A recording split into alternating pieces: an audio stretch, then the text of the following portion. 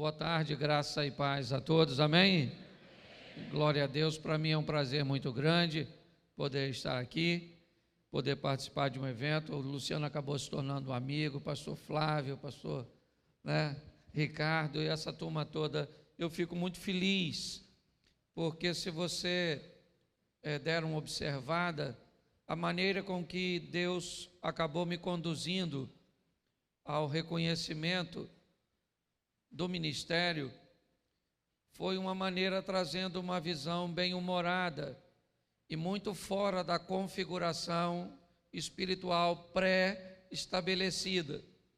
E todas as vezes que nós não cumprimos uma configuração pré-estabelecida, nós enfrentamos grandes opositores e uma carga de crítica muito intensa, até com que as pessoas consigam observar que há um chamado, há uma maneira e uma convocação para que seja feita daquela forma, ok? A primeira coisa que eu quero começar falando com vocês é que Deus não muda princípios, mas Deus muda configurações. E todas as vezes que as configurações mudam, as pessoas vão ter dificuldade de lidar com elas.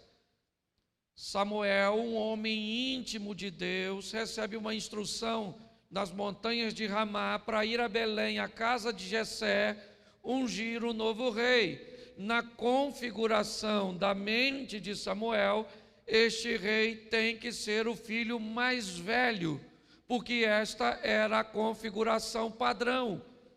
Quando ele chega na casa de Jessé, Jessé traz primeiro para conversar com o profeta e sacerdote seu filho mais velho, porque a mente de Jessé estava presa à configuração. Quando Samuel observa o primogênito de Jessé, ele olha para a situação e diz: certamente está perante o Senhor o seu ungido, porque ele está preso à configuração. Quando de repente Deus diz a Samuel: não atentes para a sua aparência, nem para a altura da sua estatura, porque eu o tenho rejeitado. Aí puxaram o tapete do Samuel. Samuel agora disse: se não é o primogênito, eu já não sei mais nada, porque a configuração foi quebrado, ele fica perdido. Então vai passando os meninos, até que não tem mais menino. Ele pergunta: acabaram-se os mancebos? E aí Jessé diz: e ainda tem o meu mais novo que está trabalhando. Boa pergunta, se era horário de trabalho, o que tem 7 homens em casa fazendo à toa? Eu começo a descobrir aqui que Deus tem compromisso com quem trabalha, querido. Mas se a configuração é quebrada, um problema normalmente sempre acontece, ok? O povo está caminhando no deserto e faltou água. Deus conversa com Deus, ou Moisés conversa com Deus, e Deus diz assim: fere a rocha e a água sai. Ele feriu a rocha, a água saiu, o povo bebeu, está tudo tranquilo. O tempo passou, lá na frente está faltando água. Moisés vai conversar com Deus. Deus falou: fala com a rocha. Moisés falou: peraí, não, nós tocar. O senhor falou ferir. Eu lembro daquela vez que saiu água. Basta acontecer uma vez, a gente já acha que é a configuração modelo. É ou não é? E aí, mas ele estava nervoso, por isso que feriu. Querido, Deus mandou ele falar. Se ele estava nervoso, gritasse, xingasse a rocha, mas pelo menos obedecesse. Sua rocha, filha da mãe! Vai sair água agora, que eu já estou... Mas não é porque está nervoso que precisa desobedecer. Ele não desobedeceu porque estava nervoso. Ele enfrentou conflito porque uma configuração foi quebrada. É só por causa disso. Entendeu? Então, se você tem chamado, se você tem ministério, é a primeira coisa que eu quero falar com você, líder. Não existe uma caixa para se colocar Deus. Deus faz do jeito que quer, na hora que quer, com quem Ele quer, e não tem que dar satisfação a ninguém. E se você ficar olhando configurações pré-estabelecidas, corre o risco de não achar uma para você, tentar imitar o outro e nunca chegar onde Deus tinha para você chegar. Perder sua identidade nessa configuração que pré-estabeleceram. Então, diga para quem está do seu lado, assim, para nós começarmos. Viva uma vida de uma forma que quando você colocar todos os dias os pés no chão, o diabo diga: que droga! Ele acabou de acordar.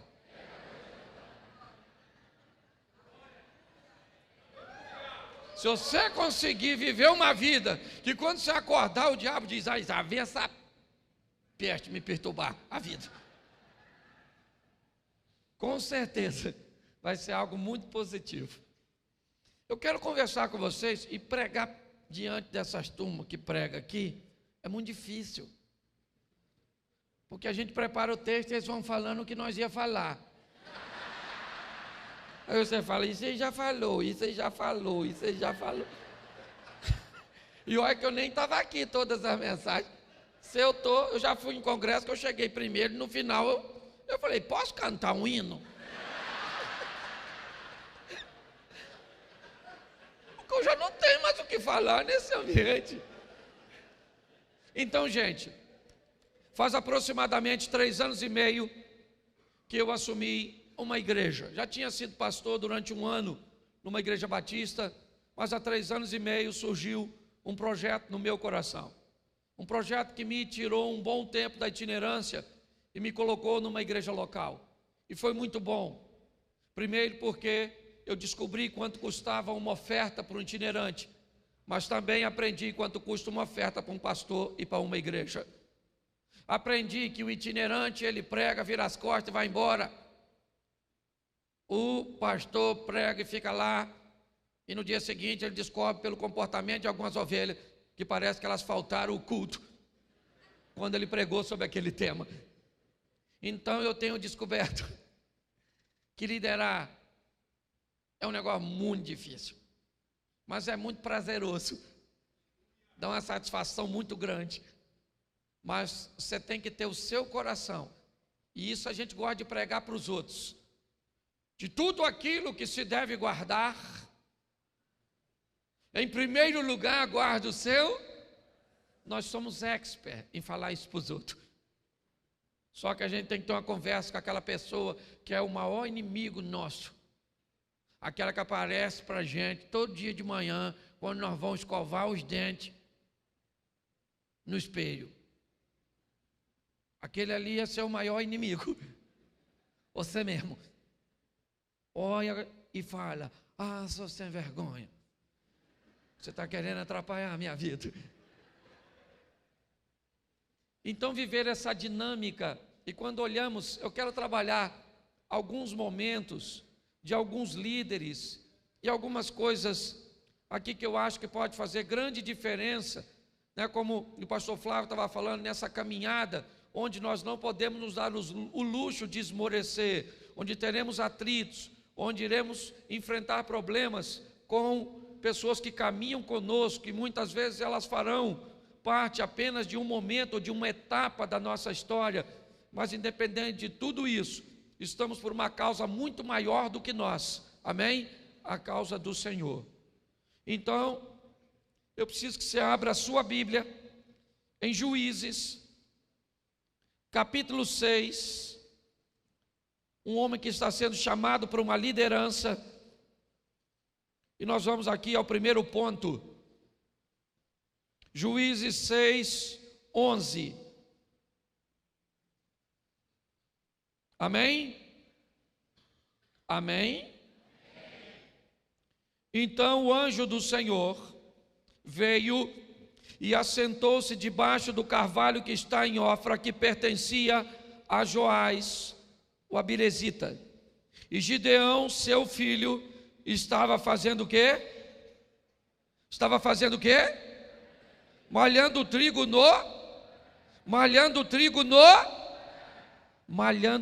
onde? Olhe para mim aqui. Um primeiro ponto que eu quero começar a conversar com vocês. Havia um problema sério, pois os midianitas faziam investidas, incursões, invadia o território do povo de Deus e saqueava tudo. E num desses momentos, um homem chamado Gideão está malhando o trigo no lagar. Trigo se malhava numa eira, ok? Um espaço aberto, amplo. Lagar era um local para beneficiamento de uvas.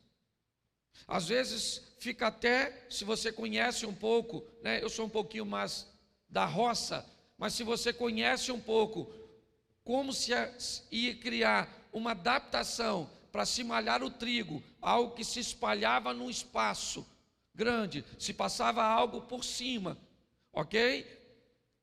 Para que ele fosse ali se desgarrando, depois ajuntava e removia a palha.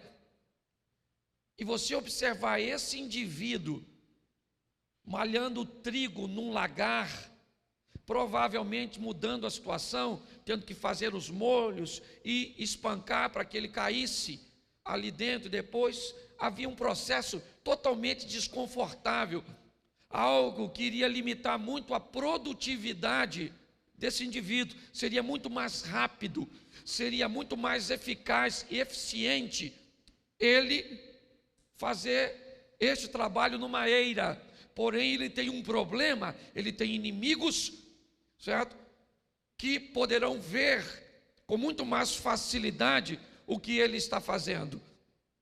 Mas o que me chama a atenção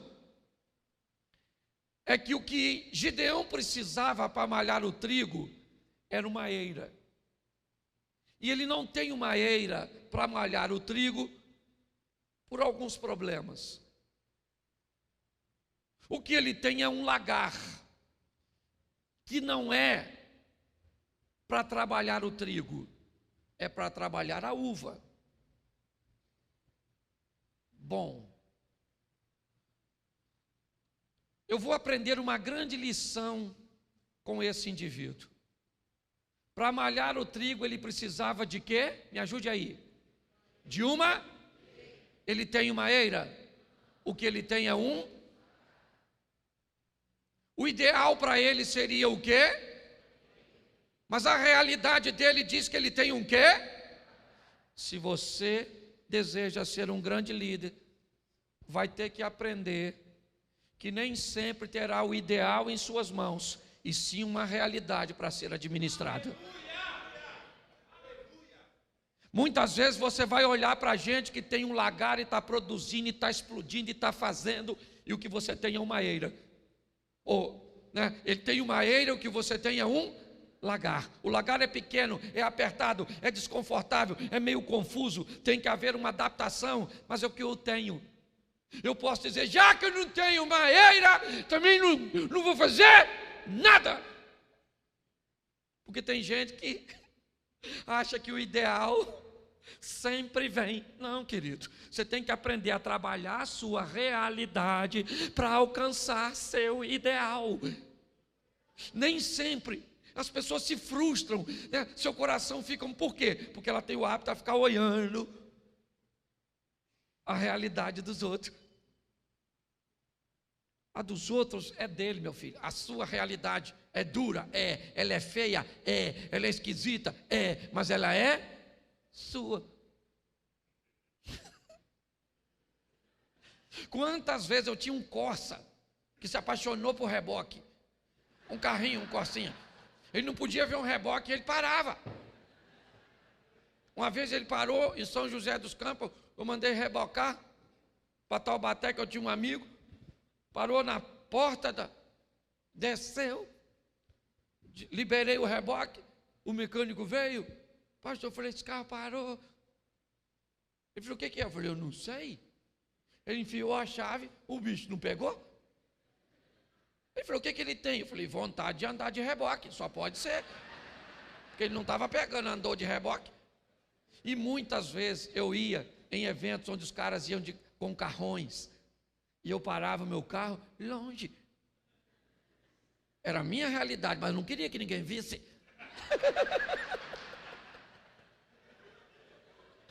Porque realidade boa de ser vista é que é boa. A ruim a gente esconde.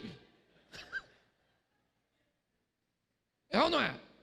Então, se você quer viver uma vida madura, se você quer expandir seu ministério, aprenda a encarar a sua... Isso. Encare com maestria. E aprenda, querido, que o que encanta a Deus nem sempre encanta os homens. O que encantava os homens eram aqueles baús de ofertas que eram trazidos. O que encantou Jesus foi as 2 moedas da viúva. Então, se você deseja ter uma caminhada eficiente, encare o que é a sua realidade. Uma igreja pequena, num bairro pequeno, um povo difícil, que precisa ser discipulado, um povo rebelde. E aprenda uma coisa, principalmente você que é pastor. Isso eu tenho aprendido. A Bíblia diz que pastor tem que amar a ovelha, mas a Bíblia não diz em lugar nenhum que a ovelha ama pastor. Se o ovelha falar com você, te amo, você diz... Mesmo que ela seja sua mulher, é ou não é verdade? Desconfie. Pelo menos para te amar como ovelha. Ok? Então, a realidade, ela é dura. Eu pastorei uma igreja em Xerém. Um lugar pequeno. Luciano vai lá, Ricardo já foi lá.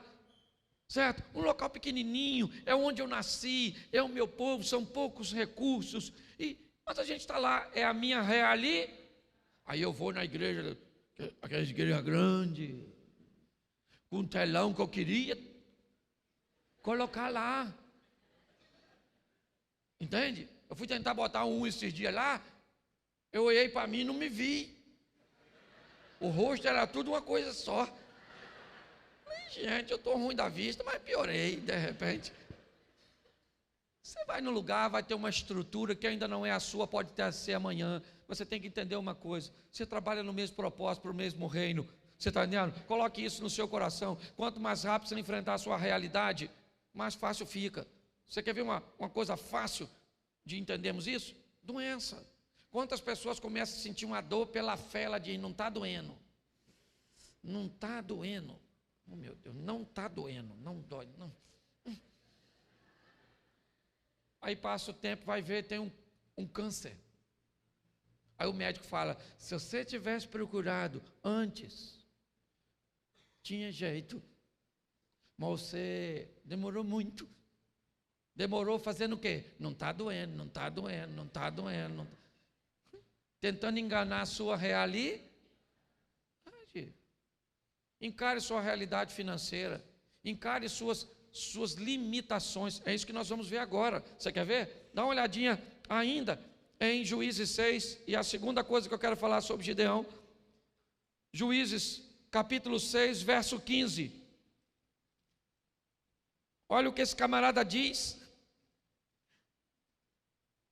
E ele disse, ai, Senhor meu, com que livrarei Israel? Eis que a minha família é a mais pobre em Manassés, e eu, o menor na casa do meu. Sabe o que é o maior barato? É que esse cara está conversando com o anjo do Senhor. O anjo veio e falou, Gideão, você vai libertar o povo, Deus me mandou aqui. Gideão falou, peraí que eu preciso explicar uma coisa para o senhor, seu anjo. Há algum engano nessa mensagem. Vou explicar ao senhor. Eu sou o menor na casa do meu pai, e a minha família é a mais pobre, hein? Então o senhor veio no lugar errado. Entendeu? houve uma mudança de endereço. E o senhor está aqui. O cara está tentando convencer um anjo vindo de Deus que não vai rolar, porque ele tem alguns problemas. Sabe qual é o problema dele? Ele está sendo limitado pelas circunstâncias. Querido, se Deus te chamou, não olhe para as circunstâncias. Elas podem até querer te limitar. Porém, você vai ter que aprender. Você gosta de escrever? Escreva aí. Vença as limitações impostas pelas circunstâncias. O que ele está dizendo? Minha família é a mais pobre em Manassés e eu sou o menor na casa do meu. Não tem condições que eu seja quem o senhor está dizendo que eu vou ser. Não tem condições que eu faça o que o senhor está dizendo que eu vou fazer, porque as circunstâncias dizem o contrário. Se nós não vencermos as limitações, vamos ter problema. Só que sabe qual é o problema? É que as limitações costumam ser resolvidas por pessoas. Quando eu sou fraco em alguma área, e Deus tem uma obra para fazer comigo naquela área, e eu sou fraco, mas eu sou o líder, o que Deus faz? Pega alguém que é bom naquilo que eu sou fraco em fazer, e traz para perto de mim. Qual é o grande problema? É que como aquela pessoa se destaca mais uma área que eu sou fraco, louvor, ensino, ação social, uma série de coisas, ou ministração de palavra,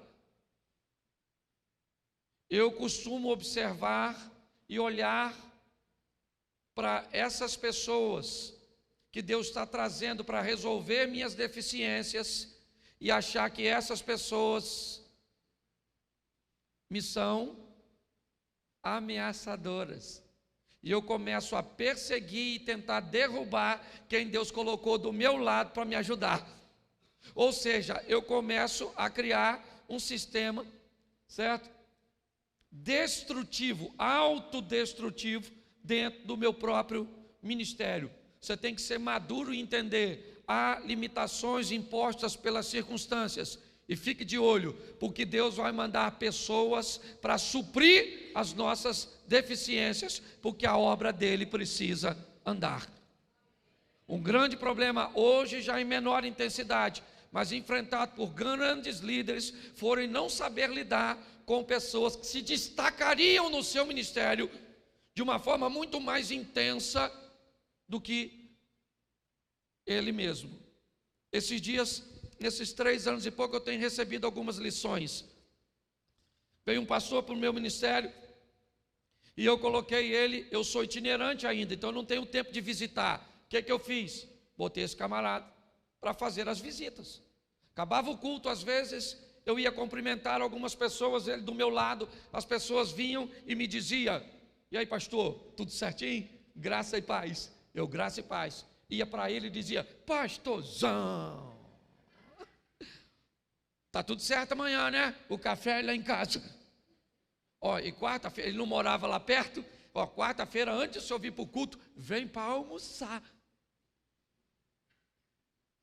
Eu olhei.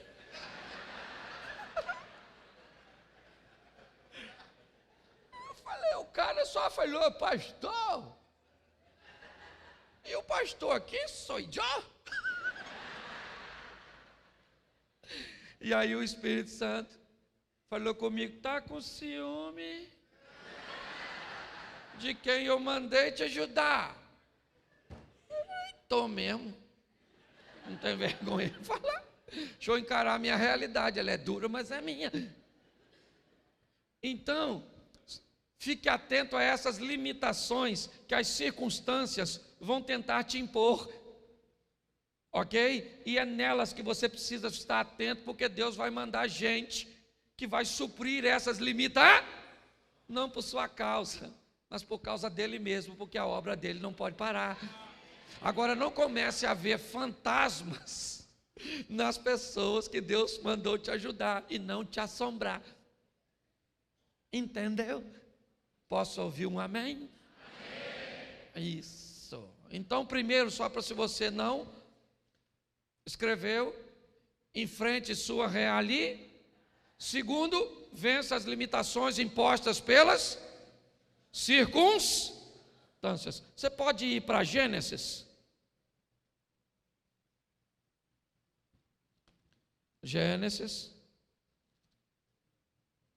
capítulo de número 39.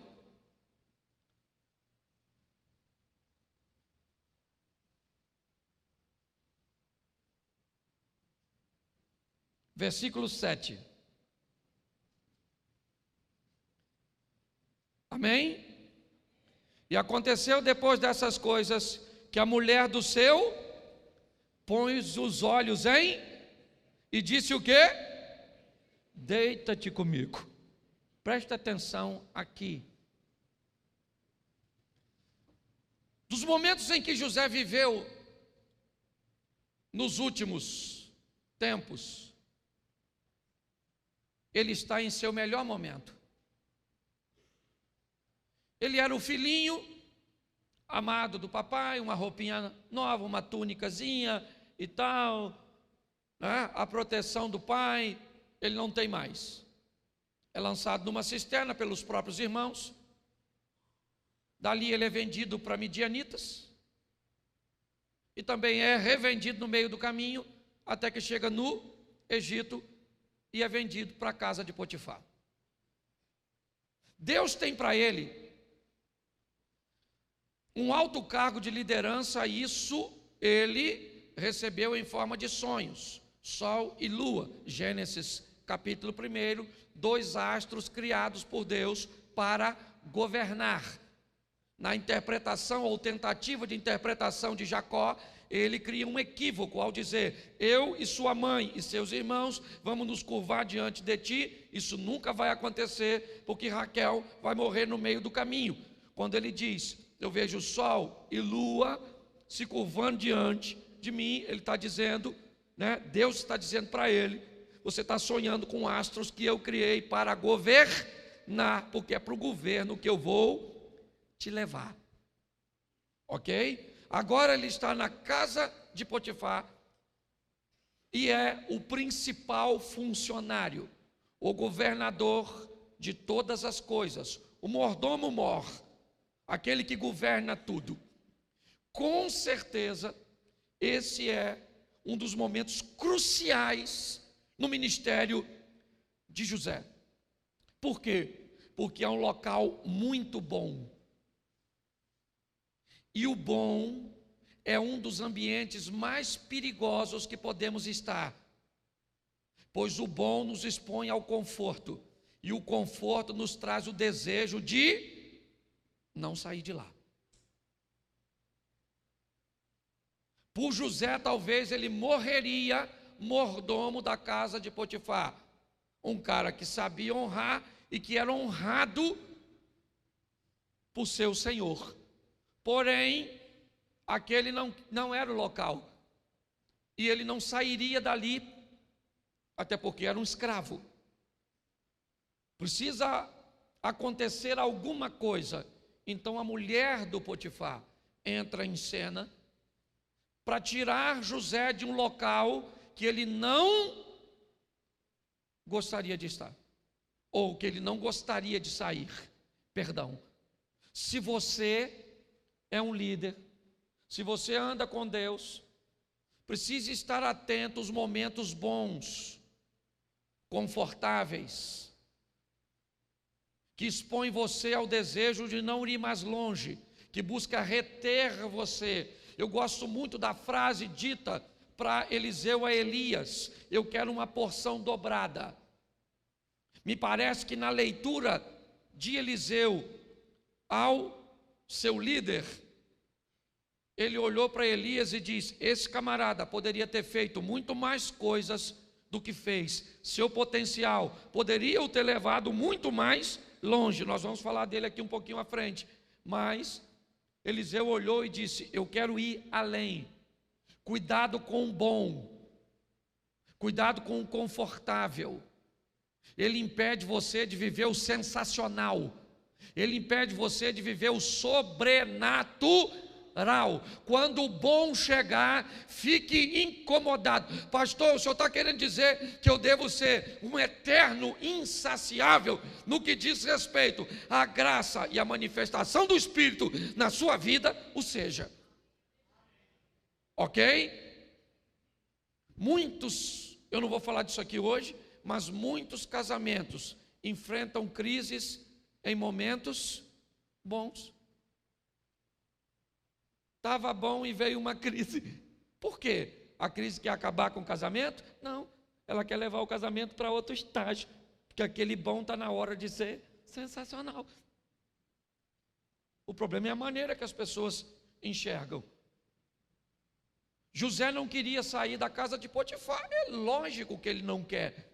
Então Deus diz: eu vou te tirar daí, até porque a casa de Potifar representa o estágio do primeiro momento do governo de José. Ele vai para a casa de Potifar para aprender a administrar recursos, ok? Que na casa de Potifar são abundantes. Acabou aquele período, a mulher entra em cena e leva José para a prisão. A prisão era o local que José não gostaria de estar. Você não gosta nem de falar, né? José gostaria de estar na prisão. Se dependesse dele, ele estava lá? Sim ou não? Mas lá tem duas coisas. Primeiro, o estágio para aprender a administrar, pouca coisa. O segundo momento de seu governo. E segundo, naquela prisão estava a presença do camarada que ia apresentar ele ao faraó. Pastor, o que você quer dizer? Que às vezes Deus vai te levar para um lugar muito ruim, para você conhecer alguém que vai levar você para um estágio muito melhor do que você estava antes. Você consegue entender isso? Ok? É na prisão que ele conhece o cara que vai apresentar ele. Mas ele não queria, porque ele queria continuar no bom. Às vezes vai durante a sua caminhada. Gente, nesses 3 anos eu tenho aprendido. Nós tivemos um boom inicial, uma igreja lotada. Eu falei, glória a Deus. Isso. Também tinha 250 lugares, fácil de encher, né? Tinha tudo. De repente, o pessoal começou a não ir mais. Falei, gente, diminuiu a frequência. Falei para minha mulher, você pecou? Que eu não pequei. Fala logo, mão na cabeça.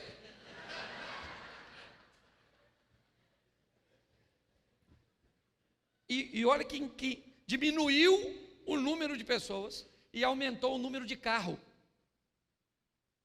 Eu comecei a ter um grupo menor, mas que vinha de 10, 15 quilômetros, lá depois do pedágio, Luciano, ali. E aí os vizinhos começaram a reclamar.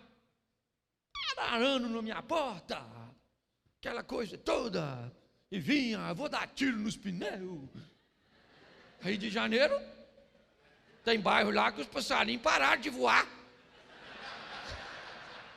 Eles estão cortando caminho agora, assim, parece migração, assim, ó. É rocinha, ali não passa não, é na verdade, Complexo do Alemão. Os vizinhos começaram a reclamar. Eu falei, quer saber de uma coisa? Está na hora da gente sair daqui. Me aparece um local para mais ou menos 700 pessoas sentadas. Estava para pagar o aluguel. Falei, vamos para lá. O de 250 tinha enchido e esvaziado.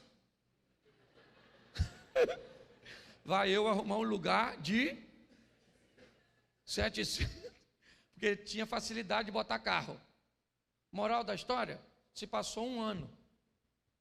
No local de 700 pessoas, no domingo, eu estou fazendo 2 cultos. Ele sabe, conhece lá. Você está entendendo? Olha só, o que aconteceu? Se depender de mim, eu estava lá no dia 250 ainda. Quietinho.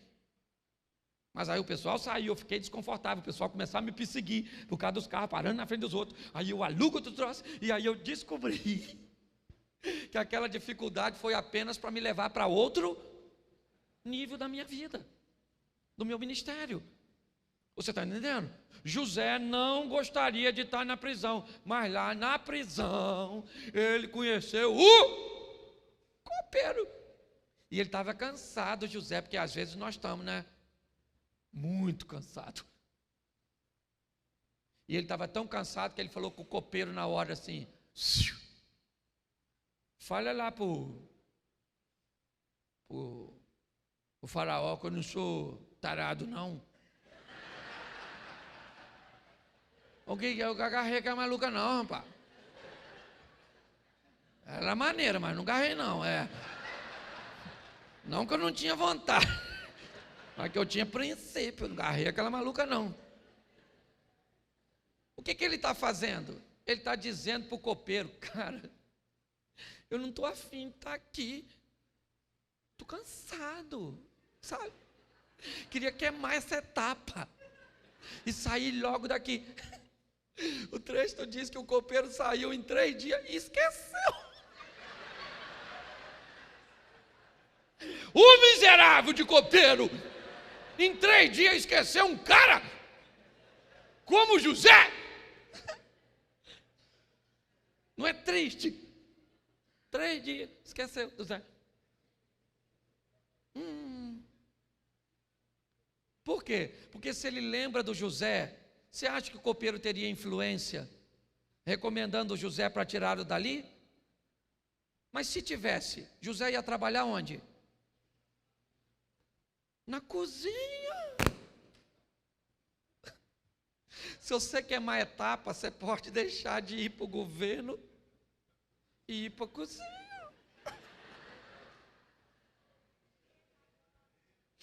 Mas isso define que ele estava cansado.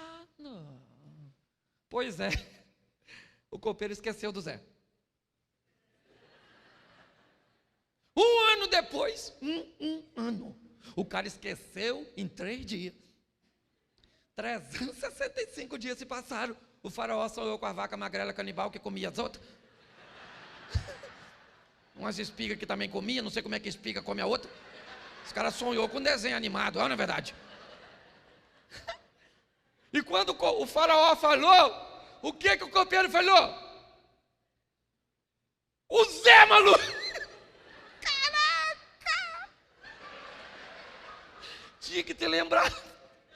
Caraca, como é que eu fui esquecer do Zé, gente? Mas antes tarde do que nunca. Mandaram chamar o Zé. Eu imagino o Zé olhando para o copeiro. Isso aí, mano. Lembrou, né? Lembrou. Tá certo.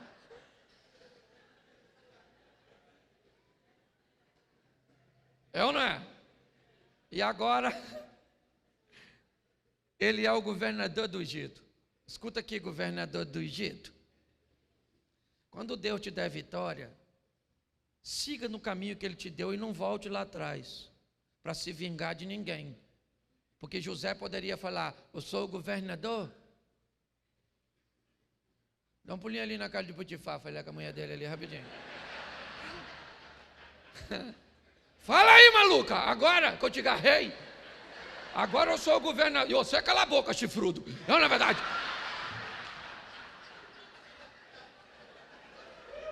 Diga para quem está do teu lado, quando Deus realizar o propósito, esqueça o processo e viva a sua vitória.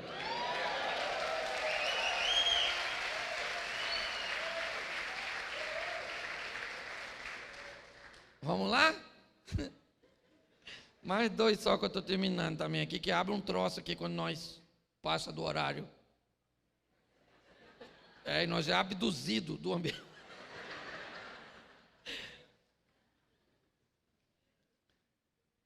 1 Samuel 17. 1 Samuel, capítulo 17.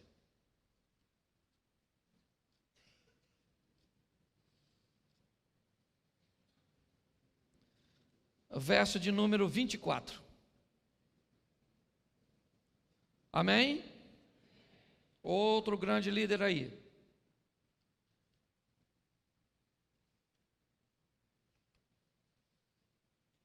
Porém, todos os homens vendo aquele, fugiam de diante dele e o temiam grandemente. E diziam os homens de Israel: viste aquele homem que subiu? Pois subiu para afrontar Presta atenção em mim aqui, por gentileza. Talvez um dos personagens mais citados na Bíblia, Davi. E é bem legal a situação desse moço, mas é importante observarmos o caminho que ele percorreu para chegar onde chegou. Normalmente temos tendências a ignorar o caminho, a ignorar a história e observar apenas um momento. Eu já cansei de ouvir pessoas dizerem: Cláudio, seu ministério aconteceu tão rápido. E eu disse: é verdade, foram apenas 14 anos. Eu fiquei 14 anos, certo? Numa igreja, pregando, ensinando, trabalhando, certo? E não trabalhava em tempo integral, então eu era motorista numa empresa, trabalhava o dia todo, de 6 da manhã às 18 horas, eu trabalhava 12 horas por dia, certo? E depois ia para a igreja, chegava em casa muitas vezes 23h30, para no dia seguinte, 5h30 da manhã, estar de pé, e assim foi durante 14 anos. Até então começar a pregar na igreja local, começar a pregar em alguns congressos onde estava, no Rio de Janeiro, no Sudeste, e receber o reconhecimento. Quando nós olhamos Davi matar um gigante, é muito legal. Foi o gigante que o tornou um herói de guerra, um herói nacional, respeitado, ovacionado. É verdade.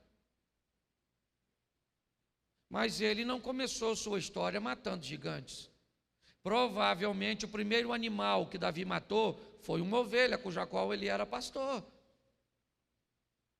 E utilizava dela para alimentar sua família. Provavelmente o segundo inimigo ou animal que pelo menos ele não matou, eu não posso afirmar isso, mas ele deve ter enfrentado ao longo da sua jornada, foi o maior inimigo da ovelha, o lobo. Aí ele então narra para Saul, talvez por ser os dois inimigos que ele enfrentou mais expressivos. Ele diz: eu matei um leão e um urso. Mas ele não chegou no cenário bíblico matando o gigante. Ele percorreu um caminho que provavelmente passou pela ovelha, passou pelo lobo, passou pelo urso, passou pelo leão e chegou ao gigante. Grandes homens, e eu estou generalizando aqui, grandes homens, eles não nascem grandes, eles crescem. É assim que as coisas funcionam. Pare de olhar para o momento que o seu pastor está vivendo, que um pastor amigo seu está vivendo, e descubra um pouco da história dessa pessoa. Descubra um pouco o que ele passou para construir um ambiente para estar onde ele está hoje. Hoje as pessoas me perguntam, muitas: pastor, qual é o segredo do seu sucesso? Eu digo: eu nem sei se eu tenho sucesso. Primeiro, que para eu descobrir que eu tenho sucesso, eu tenho que levar a postura que Deus me deu até o fim, porque se eu fracassar lá no final, eu posso derrubar muito mais pessoas do que eu levantei ao longo do meu ministério inteiro. Você está entendendo? E segundo, eu ainda preciso achar uma sucessão.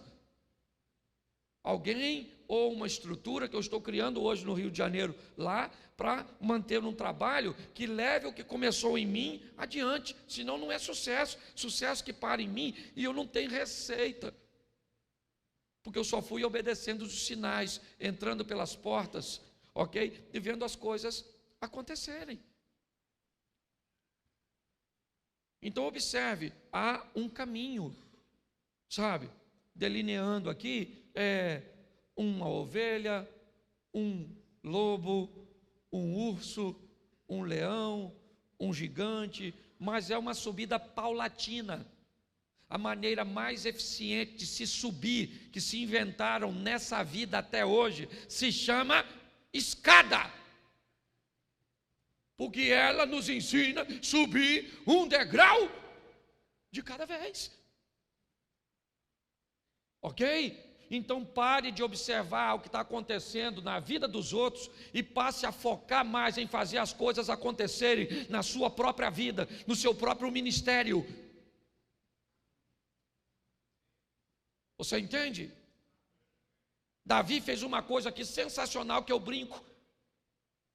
Quando alguém fala para ele e o gigante chega lá gritando, quero um homem. Davi falou assim: quem é esse incircunciso?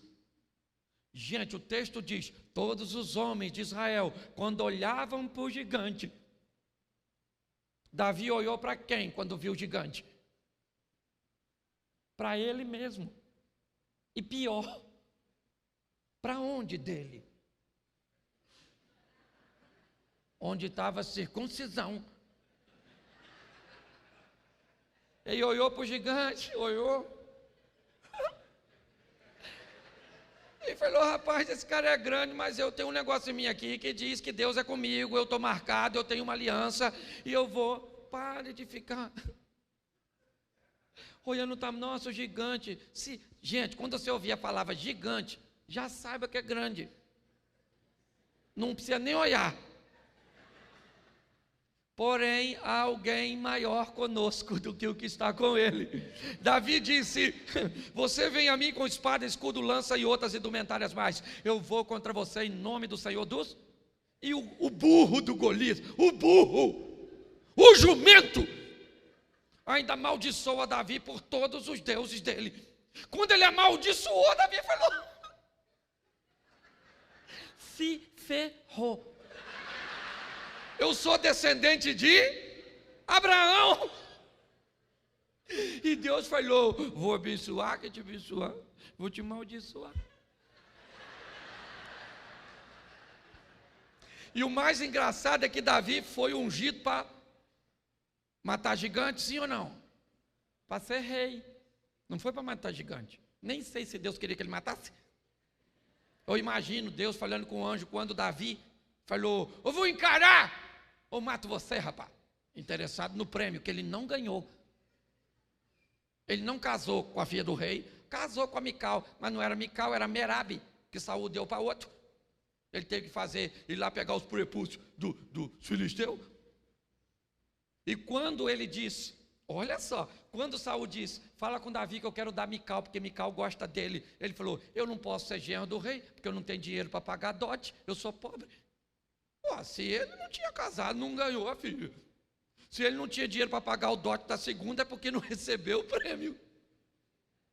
Ou seja, nem pagar os prêmios ele pagou, o Saul. Para pensar. É ou não é? Mas o camarada, sabe, ele me encanta, porque ele diz: eu vou matar esse gigante, avisa ele. Eu imagino Deus conversando, ele falou que vai encarar o gigante. Ia ser o rei, ele. Foi que eu escolhi, que o Samuel ungiu. Mas Jessé tem mais 7. Ele não foi ungido para matar. Mas eu imagino, quando ele diz a frase assim: você vem a mim com espada, escudo, lança e outras indumentárias mais. eu vou contra você, em nome...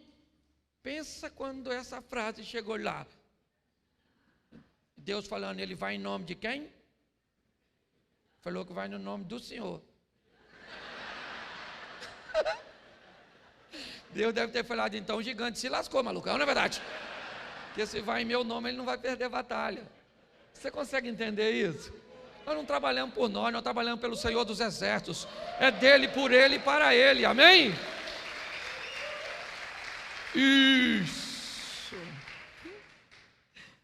Isso aqui é um alerta bem legal. Dá um pulinho em Juízes 14:5.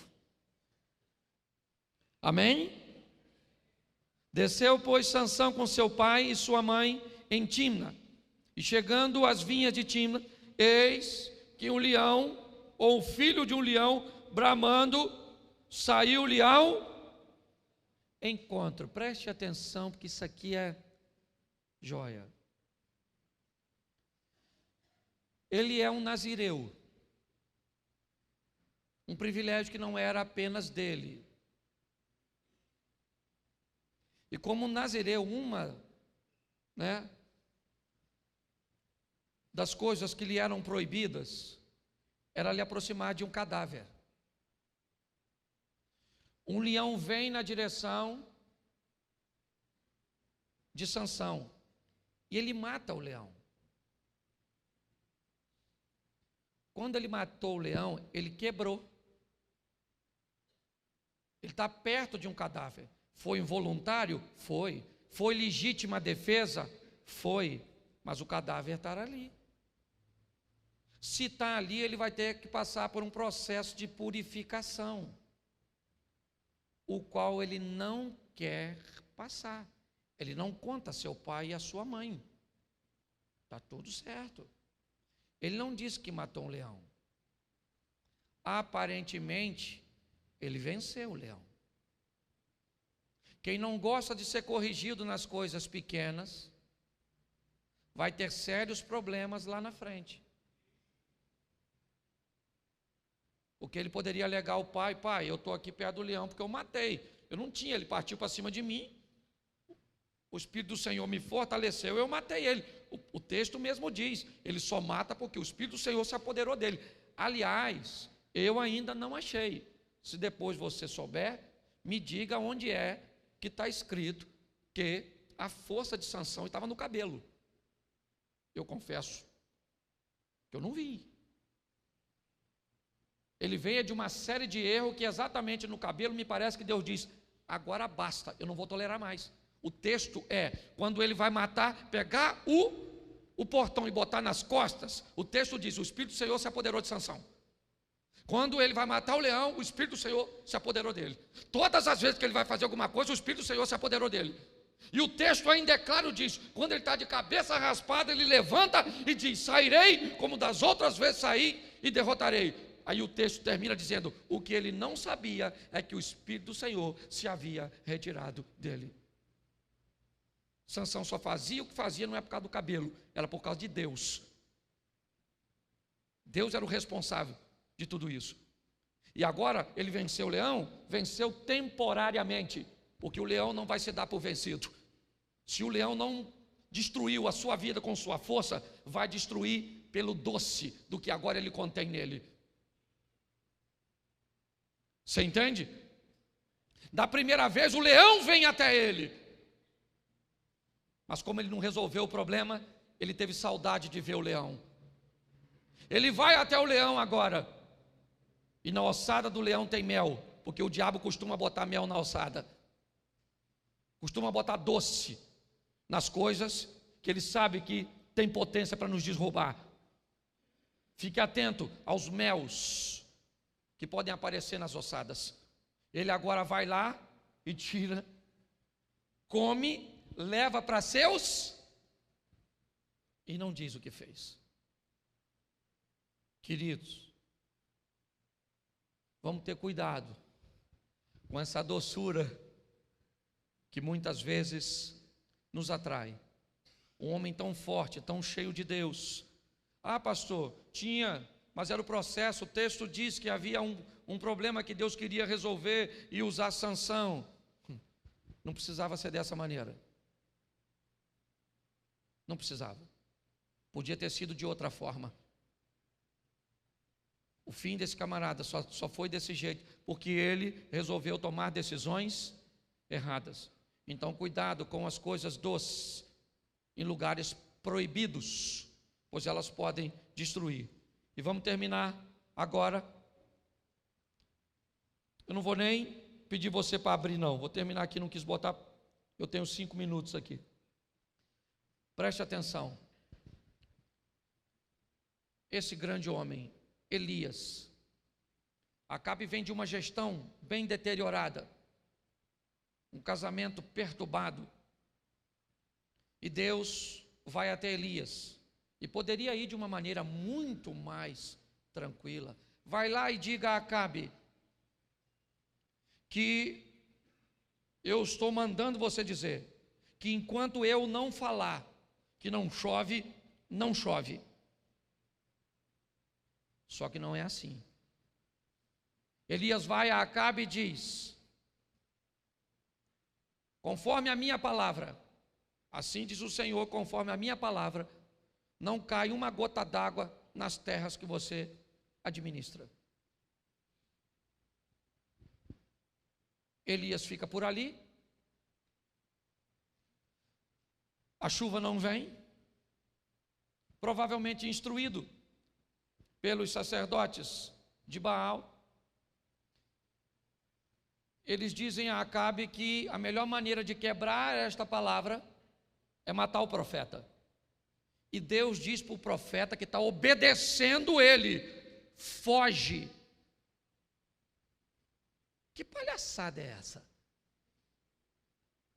Então eu estou obedecendo a Deus, estou sendo perseguido por um dissimulado pecador como Acabe, e Deus vira para o fiel e diz: foge. Foge e vai para o ribeiro de Querite, porque eu dei ordem aos anjos, eu dei ordem aos corvos, para que ali te sustentem. Deus está dizendo, escute o que Ele está dizendo aqui: para sustentar minha obra, meu povo e meus líderes, eu não preciso de ninguém, eu sou autossuficiente. Eu converso com o corvo, eu abro porta onde não tem porta, eu crio recurso onde não tem recurso, mas vai acontecer. Ele vai para o ribeiro de Querite e começa a viver ali no milagre. A água seca, por quê? Porque Acabe está chegando ali, e Deus diz: vai para Serepta, que pertence a Sidom, fora dos termos administrativos de Acabe, porque eu arrumei uma viúva para cuidar de tu. Elias vai para Serepta, provavelmente idealizando uma viúva de um desembargador, né, com uma pensão fantástica, e ele chega lá, uma mulher catando uns gravetinhos, e ela diz: eu não tenho nada, eu só tenho aqui um pouquinho, eu vou fazer, eu vou comer e eu vou morrer, eu e meu filho. Deus estava precisando dela, mas ela estava precisando de Deus. E quando ela estava precisando de Deus, Deus está dizendo: eu vou levar a minha obra, o meu profeta, alguém para você cuidar, e se você cuidar daquele que eu enviei, eu te dou garantia que não vai faltar nada na tua mesa. E pronto. O filho da mulher morre, ele ressuscita o filho da mulher, e Deus diz agora: volta para encontrar com Acabe. Aí volta ele, o cara já foi chateado, e volta. Aí vem os camaradas, pede para cair fogo, aquela coisa toda que você não lê, vai ler. Eu não sou obrigado a falar tudo. E aquela coisa toda, quando de repente ele está diante de Acabe, você já vê que ele está invocado, porque Acabe, quando vê Davi, fala assim: aí o perturbador de Israel. Acabe falou: perturbador é teu pai e a tua mãe. Não mexe comigo não, não falou assim, falou seus pais, mas era a mesma coisa. É ou não é? Agora vai para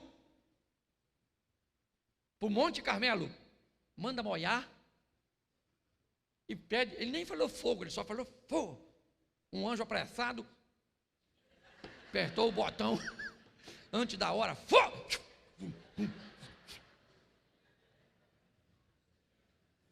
Acabe, pensa num cara, um Zé Ruela.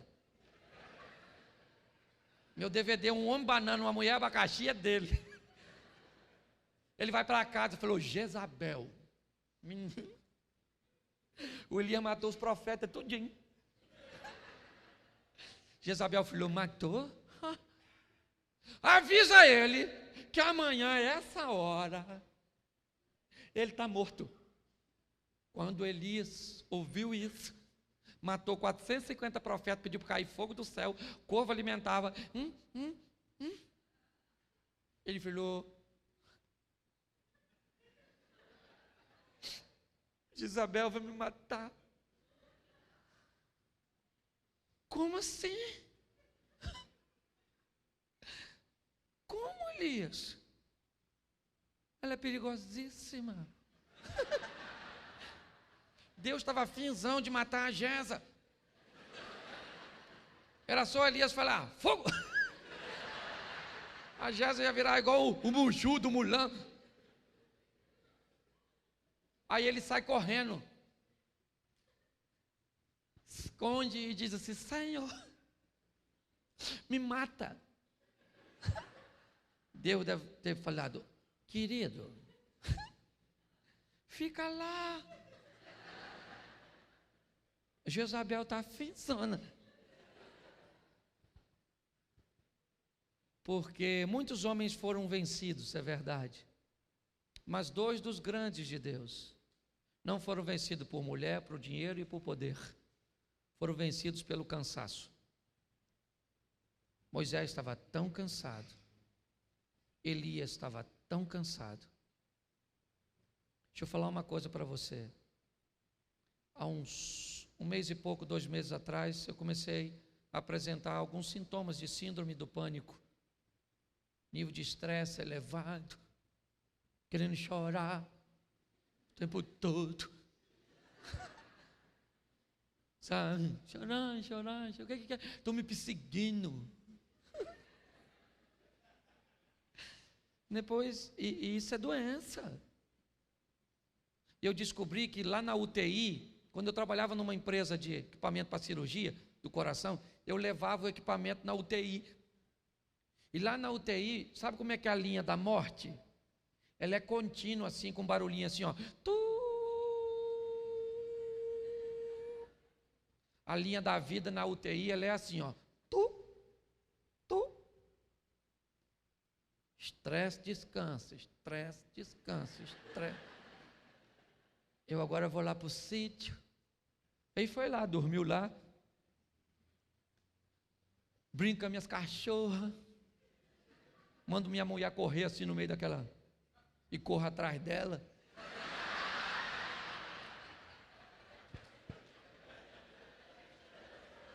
Eu parei de brincar porque ela corre mais que eu, nunca pego. Mas deixa eu te falar. Se você se matar pelo ministério, Deus bem bota outro no seu lugar.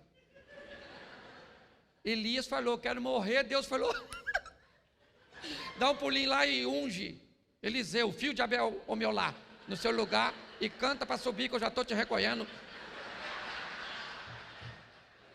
Você pode ficar de pé? Repita comigo assim: ao que vencer. Isso aí, não tem prêmio para quem empatar. Ao que empatar vai receber o nome. E só para deixar registrado, por gentileza, eu também sou flamenguista. Saudações. Feche seus olhos, para fechar que ninguém vai pegar nada seu não. O único carioca que tem aqui sou eu, né? Isso, fecha. Tem 2. Tá, tu também? Isso. Então você já viu que o comando vermelho está tudo aqui em cima. Feche seus olhos. Pai, com a mesma alegria que estamos em todos esses momentos, mas sem desprezar nem nos afastar da espiritualidade. Somos teus servos e estamos engajados nessa obra. Precisamos de ti, ó Pai, mas sabemos que para te ter nos basta apenas nos afastarmos do pecado e buscar uma vida de santidade. O Senhor não se afasta de nós, somos nós que nos afastamos do Senhor. Por isso, Senhor, sustenta-nos, ó Pai, em nome de Jesus, que possamos superar essas etapas e sairmos delas como vencedores. Te louvamos por tudo, que esse congresso, ó Deus, que esse trabalho, que a casa de Zadok continue nessa itinerância, passando pelo nosso Brasil, levando, ó Deus, palavras, incentivos e principalmente o despertar para o Teu Espírito Santo e para a santidade, para a integridade, ó Pai, do obreiro, a integridade daquele que milita na Tua causa. Muito obrigado por tudo, Senhor. Te louvamos em o nome de Jesus. Você pode aplaudir o Senhor? Que Deus abençoe. Muito obrigado.